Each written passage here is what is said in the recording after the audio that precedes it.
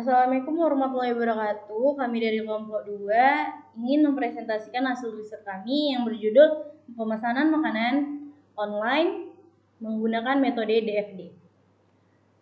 Izinkan saya memperkenalkan anggota kelompok kami. Yang pertama Haji Otaya Putri, saya sendiri. Yang kedua Fadila Ramadhani Nasution. Yang ketiga Imelda Fitriani Pandiangan. Yang ketiga Ruth Apri Maria. Yang terakhir ada Melinus Wase.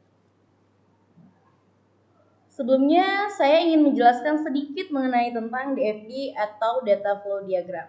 DFD merupakan suatu diagram yang menggunakan notasi untuk menggambarkan arus dari sistem yang penggunanya sangat membantu untuk memahami sistem secara logika, terstruktur, dan jelas. Selanjutnya, saya akan menjelaskan secara teoritis. Kajian teoritis. Yang pertama ada konsep perancangan tekstur. Perancangan tekstur dilengkapi dengan alat-alat tools dan teknik-teknik yang dibutuhkan dalam pengembangan sistem, sehingga hasil akhir dari sistem yang dikembangkan akan diperoleh sistem yang strukturnya didefinisikan dengan baik dan jelas. Kemudian yang kedua ada data flow diagram atau DFD. DFD adalah alat pembuatan modern yang memungkinkan profesional sistem untuk menggambarkan sistem sebagai suatu jaringan proses fungsional yang dihubungkan satu sama lain dengan alur data baik secara manual maupun komputerisasi. Yang ketiga ada komponen data flowchart. Nah, pada komponen ini terdapat beberapa poin yang dapat saya jelaskan. Poin yang pertama ada komponen terminator. Komponen terminator ini diberi nama sesuai dengan dunia luar yang berkomunikasi dengan sistem yang sedang dibuat modelnya, misalnya bagian penjualan. Komponen yang kedua ada komponen proses. Komponen proses menggambarkan komponen yang menggambarkan transformasikan input menjadi output seperti penghitungan gaji. Poin yang ketiga ada komponen data store. Data store ini biasanya berkaitan dengan penyimpanan seperti file atau database. Poin yang keempat ada komponen data flow atau alur. Alur data ini digunakan untuk menerapkan perpindahan data atau informasi dari satu bagian ke bagian lainnya. Nah, kemudian ada yang keempat yaitu syarat-syarat pembuatan data flow diagram. Syarat-syaratnya meliputi yang pertama, pemberian nama data DFD. Yang kedua, pemberian nomor pada komponen proses. Yang ketiga, ada penggambaran DFD. Syarat yang keempat, ada penghindaran penggambaran yang rumit. Dan syarat yang terakhir yaitu pemastian DFD yang dibentuk konsisten secara logika. Nah, hasil dari riset kami akan dibacakan atau dijabarkan, dipresentasikan, diartikan dari anggota yang lainnya. Baik, di sini saya akan menjelaskan dari DFD yang kami presentasikan. Di sini saya akan menjelaskan itu diagram konteksnya. Di sini terdiri dari konsumen dan habis itu owner. Pertama di konsumen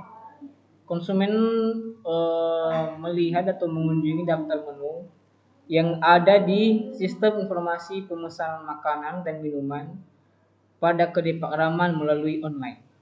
Nah, kemudian setelah konsumen melihat atau mengunjungi daftar menu dari pemesanan kedai Pak Rahman, di situ langsung konsumen memilih atau memesan makanan yang ada di kedai Pak Rahman melalui online tersebut.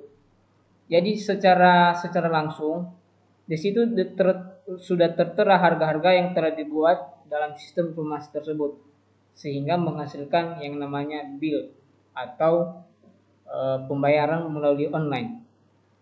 Kemudian dari sistem informasi tersebut kembali lagi ke konsumennya, sehingga konsumen tersebut melihat bill yang telah dikeluarkan oleh sistem informasi dari kedai Pak Rahman melalui online kepada konsumen. Kemudian beralih kepada sistem informasi yang menghasilkan laporan penjualan dan laporan menu terlaris yang diketahui oleh owner itu sendiri. Jadi dari proses tersebut sehingga owner pun tahu bagaimana laporan penjualan yang selama ini terjadi dan apa aja menu yang sering terjual atau istilahnya terlaris selama penjualan atau yang namanya kegiatan atau proses penjualan atau pemesanan makanan dan minuman di kedai Pak Rahman. Sekian penjelasan dari saya. Terima kasih. Baiklah, saya akan melanjutkan hasil presentasi dari teman saya Melinus. Nah, saya akan membahas tentang pemesanan makanan online dengan menggunakan diagram DFD. Nah, di sini saya akan menjelaskan ada 3 entitas dalam pemesanan makanan online itu. Yang pertama yaitu pengolahan pesanan. Nah, yang kedua ada pengolahan transaksi. Yang ketiga ada pengolahan laporan. Nah, di dalam pengolahan pesanan terdapat ada konsumen. Nah, di mana konsumen akan melihat daftar menu yang sudah disediakan oleh pengolah pesanan atau seorang penjual. Nah, setelah melihat menu, konsumen akan memilih data pesanan yang akan dipilihnya, kemudian sistem akan mengeluarkan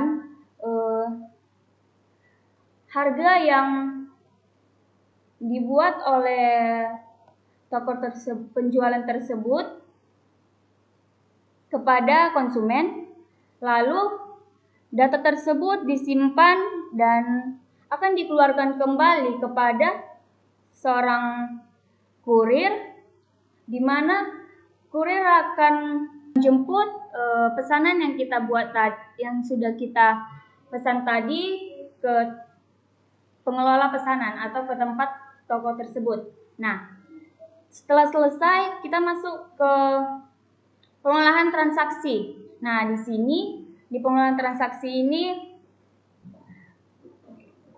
sistem akan mengeluarkan jumlah pemesanan atau jumlah pembayaran kita, lalu dia akan mengeluarkan bukti pembayaran. Nah, di bukti pembayaran ini akan dikeluarkan yang namanya bills-nya. Nah, setelah selesai masuk ke pengolahan laporan, di mana data pembayaran tadi dilaporkan kepada penjual atau pemilik toko tersebut agar owner atau pemilik penjualan tersebut mengetahui laporan penjualan mereka selama 1 bulan itu, atau owner tersebut mengetahui makanan apa yang terlaris atau makanan apa yang omsetnya lebih tinggi di bulan itu. Baik, di sini saya akan menjelaskan DFD pemesanan makanan level 2 proses utama.